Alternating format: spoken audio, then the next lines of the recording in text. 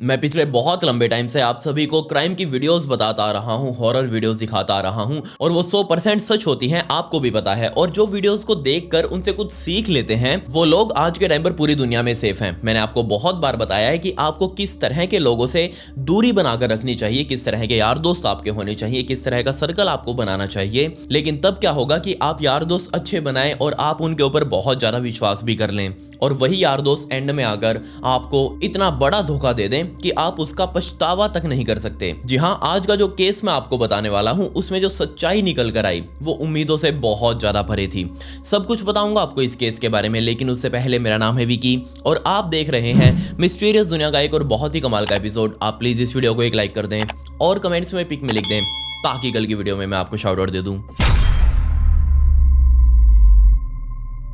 इस केस को समझने के लिए हमें अमेरिका के इडाहो राज्य में जाना पड़ेगा और दिन था 1 दिसंबर 1989 का, जब यहाँ पर कैसी जो सॉडर्ट नाम की एक बच्ची का जन्म हुआ। कैसी की यहाँ पर एक बड़ी बहन भी थी जिसका नाम क्रिस्टीन था और उसका एक छोटा भाई भी था जिसका नाम एंड्रयू था। अब यहाँ पर ये पूरा परिवार बिल्कुल खुशहाल चल रहा था, लेकिन तभी यहाँ पर कैसी के माँ बाप के बीच में अनबन रहने लगी और उन्होंने यहाँ अपना तलाक ले लिया। जिसके बाद ये तीनों बच्चे कैसी की दादी के पास शिफ्ट हो गए और वहीं इन्होंने कुछ टाइम निकाला। जिसके बाद यहाँ कैसी की माँ ने अपना नई शादी कर ली और उसके बाद यहाँ तीनों बच्चे वापस अपनी मां के पास शिफ्ट हो चुके थे। इसके अलावा यहाँ जो भी कैसी से मिल रहा था वो कैसी को बहुत ही इंटेलिजेंट एक बच्चा मान रहा था। क्यों? क्योंकि यहाँ पर उसका मन हमेशा ही पढ़ाई लिखाई के अलावा आर्ट्स और ड्राइंग वगैरह में लग रहा था। वो बहुत ही होनहार स्टूडेंट बनकर अपने स्कूल में सामने आई थी, जिस वजह से यहाँ कैसी के माता और पिता को भी यहाँ कोई टेंशन नहीं थी कि उनके बच्चे कभी गलत रास्ते पर चल सकते हैं। जब भी यहाँ पर किसी बड़े को भी कोई सलाह लेनी होती तो वो कैसी के पास आकर पूछा करते थे कि इस मामले में हमें क्या करना चाहिए। उसकी समझदारी का अंदाज आप यहाँ से भी लगा सकते हैं कि कैसी के चाचा चाची जब भी अपने शहर से बाहर जाते थे उनका कोई खुद का बच्चा नहीं था और ना ही उन्होंने कोई घर में देखभाल करने के लिए कोई केयर टेकर रखा हुआ था, तो इसलिए यहाँ पर वो कैसी को ही अपने पास बुला लिया करते थे और पूरे घर की जिम्मेदारी वो कैसी के हवाले ही करके जाया करते थे, चाहे वो 3 दिन के लिए जा रहे हो चाहे 4 दिनों के लिए जा रहे हो। अब आप सोच कर देखिए, एक छोटी सी बच्ची यहाँ पूरे घर की देखभाल 3-3, 4-4 दिनों के लिए कर रही थी और उसको यहाँ कोई दिक्कत नहीं थी। वो कितनी जिम्मेदार थी इसका अंदाजा आप लगा ही सकते हैं। दिन आया 22 सितंबर 2006 का, जब सुबह सुबह कैसी उठी, कैसे अपने स्कूल में गई और स्कूल में वो जाकर सीधा अपने बॉयफ्रेंड मैट से मिली। वहां जाकर उन्होंने पूरा दिन स्पेंड किया। पढ़ाई वगैरह करने के बाद वो वापस अपने घर पर आ चुके थे और जैसे ही कैसी अपने घर में घुसी उसके यहाँ पर उसके घर का फोन बज रहा था। जैसे ही जाकर कैसी ने अपना वो फोन उठाया, पीछे से यहाँ उसके चाचा उसे बोल रहे थे कि कैसी आज हमें कुछ दिनों के लिए शहर से बाहर निकलना है और आपको यहाँ वापस फिर से हमारे घर में आकर 3-4 दिनों के लिए घर को संभालना पड़ेगा। कैसी बोली कोई दिक्कत नहीं है चाचा जी, मैं अभी आ जाऊंगी, बस अभी स्कूल से घर पहुंची हूँ मैं और जैसे ही बस खाना पीना खा के ड्रेस वगैरह चेंज करके मैं आपके घर पहुंच जाऊंगी। कैसी के घर से यहाँ उसके चाचा का घर तकरीबन आधे घंटे की ड्राइव पर ही दूर था। तो यहाँ कैसी ने तुरंत ही जाने की तैयारियां शुरू करी। उसने खाना वाना खाया, ड्रेस चेंज करी और खाना खाते ही यहाँ वो अपने चाचा के घर पर जाने के लिए निकल चुकी थी। उसके चाचा चाची यहाँ से पहले ही निकल चुके थे और अब यहाँ कैसी इस घर के अंदर अकेली थी। उसके यहाँ पर 2 डॉग्स मौजूद थे और उन डॉग्स को यहाँ कैसी बहुत अच्छे से जानती थी, इसलिए वो डॉग्स यहाँ कैसी के ऊपर तो हमला नहीं करने वाले थे। इसके अलावा यहाँ 2 बिल्लियां भी इस घर में मौजूद थी और वो भी यहाँ जानी पहचानी थी कैसी के लिए, क्योंकि यहाँ कैसी आती जाती रहती थी। अब जैसी यहाँ कैसी पहुंची, कैसी जाकर लिविंग हॉल में बैठी, लेकिन यहाँ वो आज थोड़ा बोर फील कर रही थी और वो ऐसा इसलिए क्योंकि वो सुबह सुबह अपने बॉयफ्रेंड से मिलकर आई थी और वही सारी जो फीलिंग्स होती हैं वो उसके दिल में और दिमाग में चल रही थी। इसलिए यहाँ कैसी ने वापस फोन उठाकर अपने चाचा को फोन किया और कहा कि मैं यहाँ बहुत ही बोर फील कर रही हूँ आज और मेरा कोई मूवी वगैरह देखने का भी मन नहीं कर रहा, तो अगर आप इजाजत दें तो मैं अपने बॉयफ्रेंड को शाम के लिए ही यहाँ इस घर में बुला सकती हूँ या नहीं। तकरीबन 7-8 बजे के आसपास वो यहाँ से निकल जाएगा। तो यहाँ उसके चाचा चाची को भी कोई दिक्कत नहीं लगी और उन्होंने यहाँ कैसी को अलाउ कर दिया कि वो अपने बॉयफ्रेंड को कॉल करके बुला ले। तुरंत यहाँ कैसी ने वो फोन कट किया, अपने बॉयफ्रेंड को कॉल किया और मैट अब अपना तामझाम उठाकर बिजली की रफ्तार के साथ अब यहाँ कैसी के घर पर पहुंच चुका था। दोनों जैसे ही मिले दोनों ने हक किया और जाकर लिविंग हॉल में ही टीवी ऑन करके वहां पर बैठकर किल बिल वॉल्यूम 2 नाम की मूवी को देखने लगे। लेकिन यहाँ पर कोई अंदाजा नहीं था कैसी को कि उसका बॉयफ्रेंड अकेला नहीं आया है, बल्कि उसने 2 लड़कों को भी साथ में इनवाइट कर लिया है। अब ये 2 लड़के कौन थे? तो असल में इन 2 लड़कों का नाम था टॉरी एडमिक एंड ब्रायन ड्रॉपर। अब टॉरी और ब्रायन भी यहाँ दूसरी जगह से इस घर के अंदर पहुंचने वाले थे। मैट यहाँ पर पहले ही पहुंच चुका था और मैट ने आकर जैसे ही कैसी को ये बताया कि मैंने अपने 2 दोस्तों को भी बुलाया है। अब यहाँ कैसी हैरान कि तुमने औरों को क्यों बुलाया है, मैंने तुम्हें मना किया था कि तुम सिर्फ अकेले ही आना, तुम हमेशा अपने यार दोस्तों को अपने साथ क्यों रखते हो। तो यहाँ पर मैट ने समझाया कि कोई दिक्कत नहीं है, साथ बैठ के मूवी ही तो देखनी है। असल में वो दोनों भी यहाँ पर मूवी देखने की जिद कर रहे थे मुझसे, तो मैंने तुम्हारे घर ही बुला लिया, वरना हम आज थिएटर में जाकर शाम को मूवी देखने वाले थे। तब यहाँ पर कैसी ने कहा कोई दिक्कत नहीं है। वैसे यहाँ पर कैसी इन दोनों लड़कों को भी जानती थी क्योंकि यहाँ वो उसी के स्कूल में पढ़ा करते थे। अब यहाँ मूवी स्टार्ट हुए कुछ ही देर हुई थी कि यहाँ घर की घंटी बजी और पिछली तरफ यहाँ पर टॉरी और ब्रायन खड़े हुए थे। कैसी ने यहाँ दरवाजा खोला और टॉरी और ब्रायन अब घर के अंदर आकर लिविंग रूम में बैठकर मूवीज देखने लगे थे। अब आप यहाँ ध्यान रखिए कि इस घर के अंदर पहले जहाँ कैसी अकेली थी वहीं अब 4 लोग हो चुके हैं और इन तीनों लड़कों को कोई डॉग वगैरह ना खा जाए, इसलिए यहाँ कैसी ने पहले ही अपने घर के जो दोनों पालतू डॉग्स थे उन दोनों को और साथ में उन दोनों बिल्लियों को भी एक कमरे में ऊपर वाले फ्लोर पर ले जाकर बंद कर दिया था ताकि वो नीचे ना आ सके और कैसी के दोस्तों को काट ना ले। शाम के तकरीबन 7 बजे के आसपास का टाइम हो चुका था और अभी बैठकर ये चारों मूवी देख ही रहे थे कि यहाँ टॉरी और ब्रायन ने कैसी से कहा कि ये घर तो तुम्हारा बहुत सुंदर है, एक बार जाकर हमें इस घर का टूर तो करवाओ, हमें दिखाओ तो सही आखिर यहाँ क्या क्या है।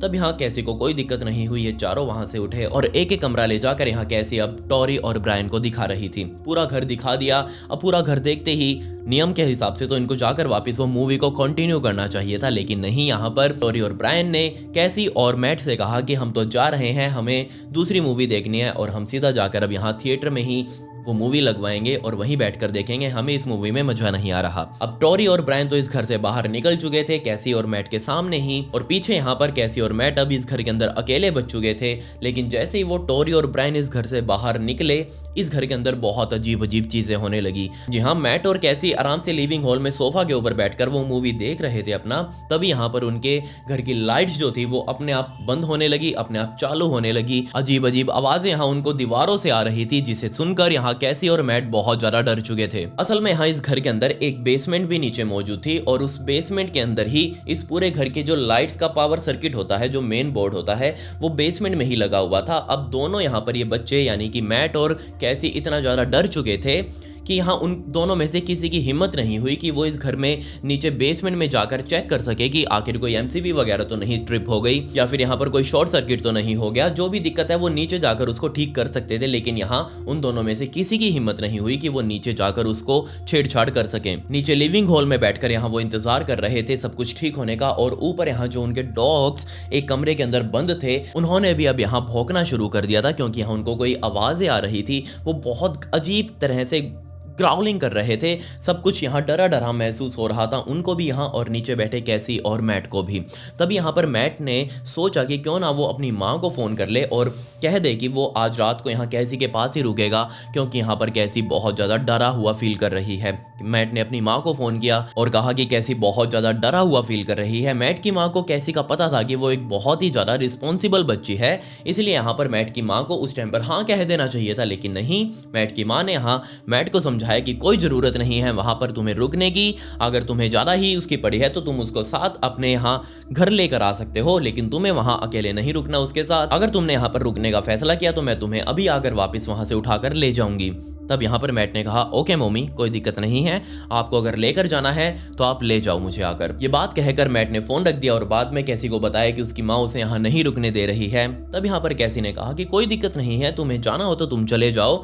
मैट ने भी उसको अपने साथ आने के लिए इंसिस्ट किया, लेकिन कैसी नहीं मानी, क्योंकि यहाँ पर उसको अपनी जिम्मेदारी महसूस हो रही थी इस घर की देखभाल करने की, और कहा कि नहीं कोई दिक्कत नहीं है, तुम जाओ, मैं यहाँ पर इस घर की देखभाल करूंगी। चाचा जी मुझे यहाँ पर छोड़कर गए हैं स्पेशल यहाँ इस घर की देखभाल के लिए। लेकिन कैसी का यही डिसीजन उसकी जिंदगी का सबसे बुरा और सबसे अंतिम डिसीजन होने वाला था। तकरीबन रात के 10:30 बजे यहाँ मैट की माँ अपनी गाड़ी लेकर कैसी के उस घर पर पहुंच चुकी थी, और 10:30 बजे यहाँ पर मैट कैसी के घर से बाहर निकला और कैसी के सामने ही जाकर अपनी माँ की गाड़ी में बैठा, और उसकी माँ यहाँ से गाड़ी लेकर जा चुकी थी। कोई दिक्कत नहीं थी यहाँ, कैसी अब इस घर के अंदर अकेली थी। लेकिन यहाँ मैट ने भी नहीं सोचा था कि वो अपनी गर्लफ्रेंड कैसी जो सोडा को अंतिम बार जिंदा देख रहा है। ये सारा वाकया था 22 सितंबर 2006 का। अब मैं आपको लेकर चलता हूँ 24 सितंबर 2006 को। फाइनली यहाँ पर दोपहर के टाइम पर इस घर के असल मालिक यानी कि एलिसन और फ्रैंक अपनी 13 साल की एक बच्ची के साथ इस घर पर वापस पहुंच चुके थे और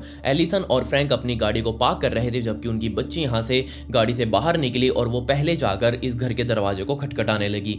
हैरानी वाली बात यहाँ ये थी कि इस घर का मेन दरवाजा खुला ही था। ये बात देखकर बच्ची को कोई हैरानी नहीं हुई, उसका खुद का घर है और उसको कुछ ज्यादा समझ भी नहीं थी। उसने यहाँ दरवाजा खोला और सीधा यहाँ सामने लिविंग हॉल में चली गई। अब लिविंग हॉल में जाते ही उसकी चीखें निकल गई, क्योंकि यहाँ लिविंग हॉल के फर्श पर जो फर्श का रंग था वो तो दिख ही नहीं रहा था, क्योंकि वो पूरा फर्श खून से भरा हुआ था। ये देखते ही यहाँ वो बच्ची चिल्लाई और बाहर की तरफ भागी। बाहर आकर अपने माता पिता को बताया कि अंदर तो सारा खून खून हुआ पड़ा है। एलिसन और फ्रैंक तुरंत भागकर अंदर की तरफ गए और लिविंग हॉल में जाकर देखा कि यहाँ फर्श पर पूरा खून बिखरा हुआ है और इसी भरे हुए खून के बीच में कैसी मृत पड़ी हुई है। तुरंत यहाँ पर फ्रैंक ने पुलिस को फोन किया और उसके बाद यहाँ पर कैसी के माता पिता को भी फोन कर दिया कि उनके साथ ये सब हो चुका है और वो आए तो कैसी यहाँ उनको इस हालत में मिली। उधर से यहाँ पुलिस की टीमें निकल चुकी थी, इधर से यहाँ कैसी के माता पिता निकल चुके थे इस घर में आने के लिए। पुलिस यहाँ पर पहुंची और पुलिस ने सबसे पहले आते ही देखा कि क्या घर में किसी दरवाजे से कोई फोर्स्ड एंट्री हुई है, कोई धक्के से दरवाजा तोड़कर इस घर में घुसा है या नहीं।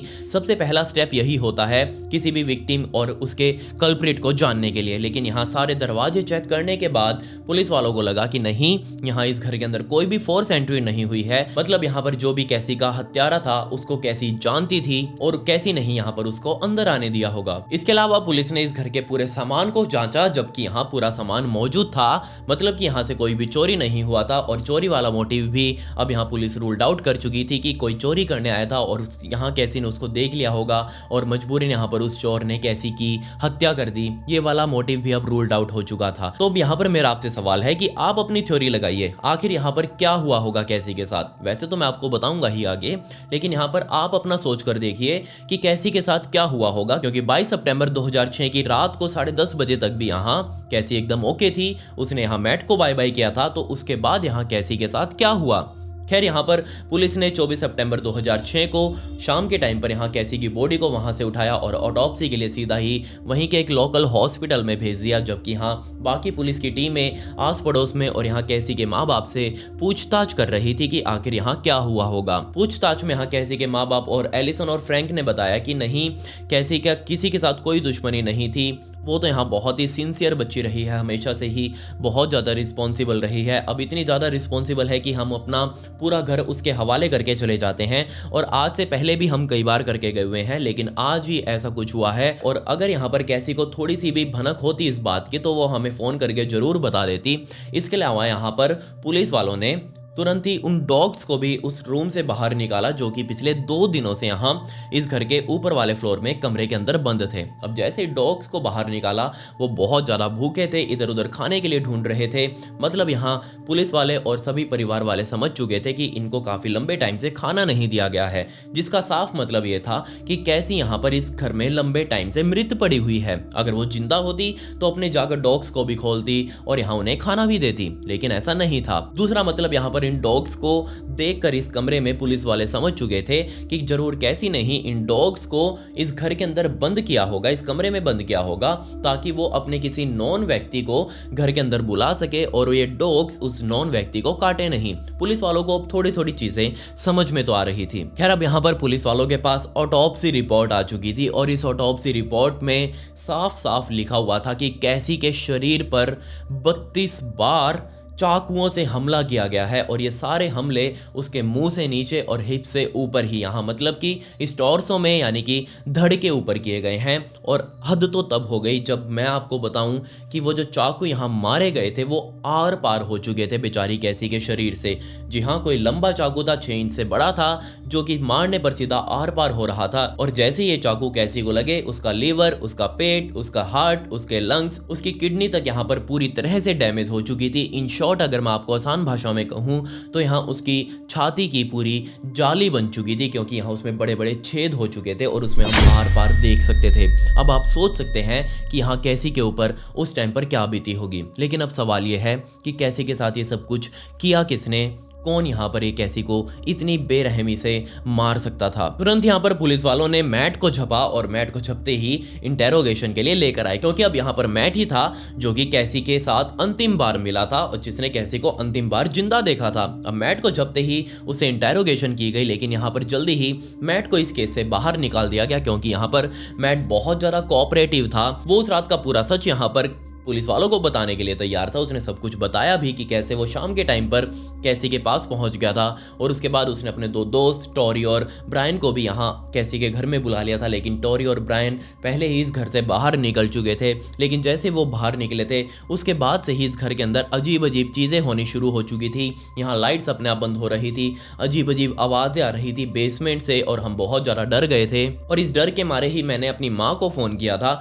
और मेरी माँ यहाँ पर कैसी को भी अपने साथ अपने घर लेकर आने के लिए कह रही थी। लेकिन यहाँ कैसी मेरे साथ अपने घर चलने के लिए नहीं मानी, क्योंकि उसको इस घर की भी देखभाल रखनी थी। खैर यहाँ पर अगले दिन यानी कि 23 सितंबर 2006 के दिन भी यहाँ मैट ने बार बार कैसी को फ़ोन करने की कोशिश करी, लेकिन उसने फ़ोन नहीं उठाया और उसने अपने कॉल रिकॉर्ड्स भी यहाँ पुलिस वालों को दिखाई कि देखो जनाब, मैंने तो कॉल करने की कोशिश की हुई है लेकिन वो फ़ोन ही नहीं उठा रही थी। मुझे क्या पता था यहाँ कैसी की मौत हो चुकी है उसी रात जिस रात वो कैसी को इस घर में अकेले छोड़ कर गया था। तब यहाँ पर पुलिस वालों ने उनके दोस्तों के बारे में पूछा कि तुम्हारे दो दोस्त भी तो यहाँ तुमने बताया कि जैसा वो आए थे, उनके बारे में हमें बताओ। तो यहाँ मैट ने पुलिस वालों को बताया कि उनका नाम टॉरी और ब्रायन है और वो यहाँ ज़्यादा तो टॉरी को जानता है। ब्रायन तो यहाँ टॉरी के थ्रू ही उसे मिला था और यहाँ कैसी भी उन दोनों को जानती थी, लेकिन इतना ज्यादा नहीं कि वो अपने घर में बुला ले। उनको तो जस्ट मैं ही बुला कर लेकर आया था, क्योंकि मेरा साथ हो जाता वापस रात को जाने के लिए। जिसके बाद यहाँ पर पुलिस वालों ने इस टॉरी और ब्रायन को भी झप लिया और झपते ही इंटेरोगेशन के लिए इनको भी लेकर आए। अब इन्होंने जैसे ही बोलना शुरू किया, पुलिस वालों को इनके ऊपर पहले ही शक हो चुका था, क्योंकि यहाँ पर जो इनके हाव भाव थे वो ठीक नहीं लग रहे थे। जैसे इन्होंने बोलना शुरू किया, इन्होंने कहा कि जनाब हमने कुछ नहीं किया है, हम तो जैसे उस घर से बाहर निकले थे हम तो पास ही के थिएटर में जाकर मूवी देखने लगे। अब मूवी का नाम जैसे ही आया तो पुलिस वालों ने इन दोनों के साथ एक बढ़िया काम कर दिया। इन दोनों को अलग अलग रूम में बैठाया और कहा कि ठीक है, तुम मूवी देख रहे थे, हम तुम्हारे को इस केस से बाहर निकाल देंगे, इस केस से क्लीन चिट दे देंगे। तुम दोनों बस ये बता दो कि आखिर तुम दोनों वो कौन सी मूवी देखने के लिए गए थे। अब दोनों की मूर्खता तो देखिए, इन्होंने एक भयंकर कांड प्लान कर रखा था और जो मैं आपको आगे बताऊंगा उसको सुनकर आप खुद इनके ऊपर विश्वास नहीं करेंगे, लेकिन मूर्खता ऐसी थी, पता नहीं इन्होंने कौन सा डीजल सुबह सुबह पी लिया था जिसमें भंड होकर ये इस तरह की प्लानिंग कर रहे थे कि इन्होंने मूवी का नाम ही नहीं सोचा कि अगर पुलिस वाले पूछेंगे तो हम कौन सी मूवी का नाम पुलिस वालों को बताएंगे। खैर यहाँ पर दोनों ने पुलिस वालों को अलग अलग मूवी का नाम बताया और अब यहाँ पुलिस वाले समझ चुके थे कि कोई और नहीं, यही तो है हमारे आने वाले अगले मेहमान, जो कि अब हमें सब कुछ बताएंगे कि आखिर उन्होंने ये कांड क्या किया है और क्यों किया है। यकीन मानिए, इन्होंने जो कहानी बताई वो आज तक की सबसे बकवास और बेहुदा कहानी मुझे लगी। क्योंकि यहाँ पर जो मोटिव था वो यकीनन बहुत ही अजीब सा था, बहुत बकवास सा था। तकरीबन 4 दिनों तक अच्छे से तोड़े जाने के बाद फाइनली ब्रायन ने यहाँ बोलना शुरू किया और सारा का सारा ब्लेम टोरी के ऊपर डाल दिया।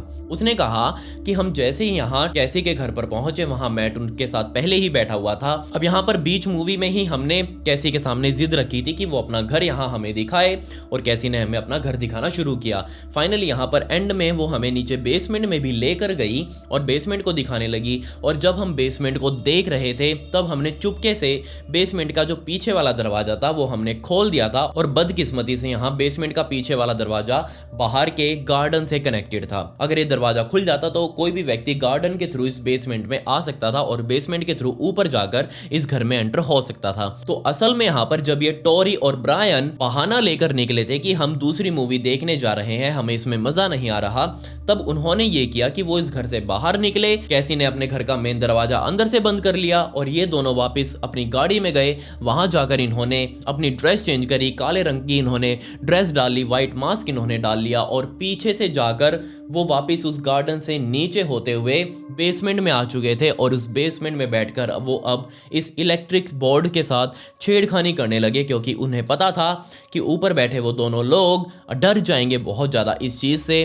और जरूर जरूर यहाँ पर मैट जो था वो इस घर से बाहर भाग जाएगा और कैसी अकेली बच जाएगी और वो कैसी का फायदा उठा सकते हैं। ये प्लान करते ही उन्होंने एमसीबी बोर्ड के साथ छेड़खानी करनी शुरू करी और अब यहाँ लाइट, जैसा कि उनका प्लान था, वो लाइट बार बार बंद होने लगी, बार बार चालू होने लगी और साथ यहाँ पर वो नीचे से बहुत अजीब अजीब आवाजें निकाल रहे थे ताकि ऊपर बैठे लोग डर जाएं। उन्होंने यहाँ 10:30 तक का इंतजार किया क्योंकि यहाँ पर वो सुन रहे थे कि मैट अपनी माँ से फोन पर बात कर रहा है और मैट को उसकी माँ यहाँ उठाने आ रही है, मतलब उनका प्लान सक्सेसफुल होता जा रहा था। तब यहाँ पर 10:30 बजे के बाद जैसे ही मैट की माँ मैट को अपने साथ गाड़ी में उठाकर लेकर गई, टोरी और ब्रायन ने नीचे मौजूद वापस उस सर्किट बोर्ड के साथ छेड़खानी करनी शुरू कर दी और यहाँ पर अब इस चीज से बहुत ज्यादा इरिटेट हो चुकी थी बेचारी कैसी जो सॉडर्ट। परेशान होकर बेचारी ने सोचा कि क्यों ना वो नीचे जाकर देखे कि आखिर नीचे भसड़ क्या मची हुई है। अब नीचे जाकर देखा तो यहाँ सीढ़ियों में ही उसको एक आदमी जिसने पूरा काला ड्रेस डाला हुआ था और साथ ही उसने व्हाइट मास्क भी यहाँ लगा रखा था, वो खड़ा हुआ दिखाई दिया। अब ये चीज देखते ही कैसी के दिमाग में भी आया होगा कि ये क्या बीमारी आ गई उसके सामने, लेकिन यहाँ इससे पहले कि वो कुछ कर पाती या फिर कुछ बोल पाती, ब्रायन ने बताया कि टोरी ने अपने पीछे कमर में रखा हुआ एक छुरा निकाला और छुरा निकालते ही सीधा जाकर यहाँ कैसी को पकड़ा और उसको यहाँ दीवार से लगाकर उसके पेट में यहाँ चाकू मारना शुरू कर दिया। अब जैसे ही पहला चाकू कैसी के पेट में लगा, कैसी बदहवासी की हालत में जाने लगी और इससे पहले कि वो उसको पूरा मारता, यहाँ टोरी ने कैसी को अपने साथ ऊपर की तरफ खींचना शुरू कर दिया और उसको ऊपर खींचकर यहाँ लिविंग हॉल में लेकर आया और उसके ऊपर धड़ाधड़ हमले करने शुरू कर दिए। पीछे से यहाँ ब्रायन भी आ गया और उसने भी यहाँ पर दूसरा चाकू निकालकर कैसी के ऊपर वार करना शुरू कर दिया। ऐसा यहाँ पर ब्रायन ने पुलिस वालों को बताया। अब यहाँ पर पुलिस वालों के सामने एक थ्योरी तो आ चुकी थी कि आखिर ये चीज यहाँ पर हुई है। दूसरी थ्योरी यहाँ पर जब टोरी से पूछने गए कि भाई तेरे साथी ने तो सब कुछ बता दिया कि उसने तो कुछ नहीं किया, जो भी किया है सब कुछ टोरी ने किया है, अब हम तेरे ऊपर ही एक मर्डर का चार्ज लगाएंगे, उसको हम रिहा कर देंगे। अब ये बात सुनते ही टोरी हैरान कि यार मैंने तो जो भी किया है हम दोनों तो साथ मिलके किया है, अब आप उसको रिहा कर देंगे। No no no no no बाबूजी, ऐसे नहीं कर सकते आप, मैं बताता हूँ आपको जो भी किया है। यहाँ ब्रायन ने किया है, आपने उसकी बात सुन ली, आप मेरी भी बात सुनिए। जहां जहां वो मेरा नाम ले रहा है उस जगह पर आप ब्रायन लिख दीजिए और जहां वो अपना खुद का नाम ले रहा है वहां आप मेरा नाम लिख दीजिए, यानी कि ब्रायन नाम लिख दीजिए। बाकी कहानी बिल्कुल सेम ही है, जो बताया है उसने बिल्कुल सही बताया है, लेकिन नाम को अल्टा पल्टी कर दीजिए।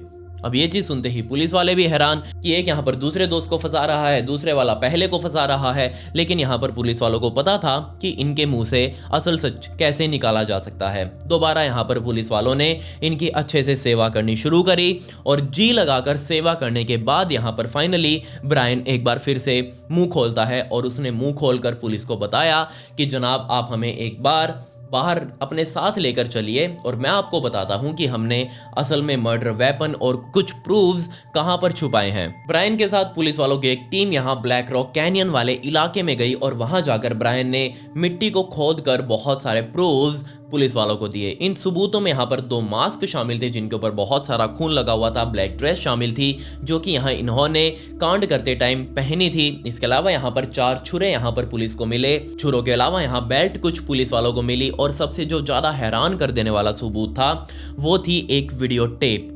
वो वीडियो कैसेट यहाँ पुलिस वालों को मिल चुकी थी और जब जाकर पुलिस वालों ने इस वीडियो कैसेट को चलाकर देखा कि ये छोटे छोटे 5 रुपए के रिचार्ज जैसे बच्चे भी ऐसा कांड बैठा सकते हैं, ऐसा कुछ करने की सोच भी सकते हैं। जी हाँ, इन्होंने कैसी के साथ कांड बैठाने से पहले भी वीडियो टेप अपने घर पर ही शूट की थी और जिसमें वो बोलते हुए दिखाई दे रहे हैं दोनों कि वो कैसी का मर्डर करने के लिए तैयार हैं और वो ये काम करने के लिए अपने घर से बाहर निकल रहे हैं।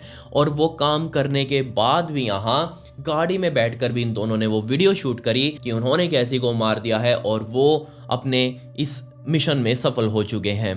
असल में यहाँ इनके अंदर ये मिशन कहाँ से आया, अब आपके अंदर भी ये बात आ रही होगी कि ये दोनों बच्चे ऐसे क्यों थे और क्यों ये कैसी को मारना चाहते थे। तो असल में अगर आपने स्क्रीम मूवी देखी हो तो आपको पता लगेगा कि उस मूवी में क्या हुआ था और बिल्कुल वैसे ही यहाँ पर ये दोनों बच्चे उस मूवी से बहुत ज़्यादा इंस्पायर्ड हो चुके थे, बहुत ज़्यादा प्रेरित हो चुके थे और इन्होंने यहाँ स्क्रीम मूवी को ही रियलिटी में बदल दिया। ये दोनों खुद को यहाँ बडिंग फिल्म मेकर मान रहे थे।